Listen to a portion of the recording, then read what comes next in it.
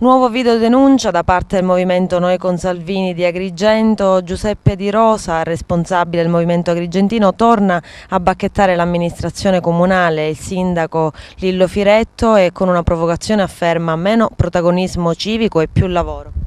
Ma è naturale, la mia affermazione è una istigazione al sindaco, è un'istigazione a volergli dire di iniziare a dare risultati da parte dell'amministrazione. Dove sono? Non sono assolutamente tangibili i risultati, non sono palpabili. Il video della scuola, dell'asilo Nido S Neto è l'esempio più lampante, me lo hanno girato dei genitori che purtroppo vivono la situazione giornalmente. Non è assolutamente più concepibile che ad Agrigento nel 2016, e non dimentichiamo che da 25 anni Agrigento viene governata da chi oggi è al fianco di Firetto, da chi oggi gli regge i numeri in consiglio comunale.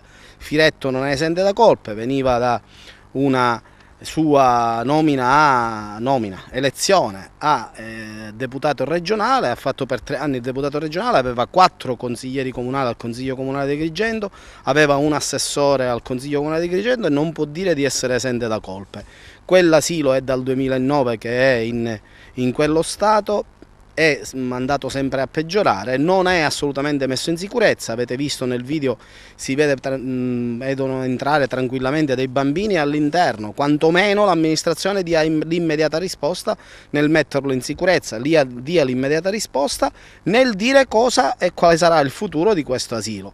Non sono più i tempi del protagonismo civico sventolato, perché poi vorrei ricordare al sindaco Firetto che il protagonismo civico che lui oggi pubblicizza ad Agrigento è sempre esistito. Questo è l'agrigentino, non è quello che sotto traccia il suo compaesano diceva fosse. Gli agrigentini gli diciamo le cose in faccia e vogliamo però le risposte. Paghiamo le tasse, quell'asilo era un fiore all'occhiello del comune di Agrigento, speriamo lo torni presto.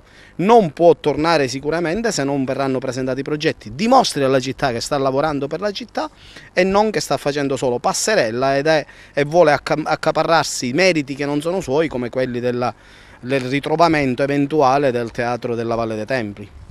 Le immagini sono scandalose, quelle dell'asilo. Ma sono immagini reali, abbiamo solo coperto la faccia dei bambini per non tagliare quello che i bambini proprio pensano in quei momenti di fuoriuscita dalla scuola, perché vorrei ricordare che in quello stesso istituto, in quello stesso complesso, è ospitato l'asilo nido, i locali nuovi, la scuola elementare e la scuola media, cioè nello stesso plesso. Da lì transitano centinaia, migliaia di bambini, nulla è messo in sicurezza e giornalmente si rischia di, non dico scapparci il morto, ma sicuramente di succedere qualche incidente grave.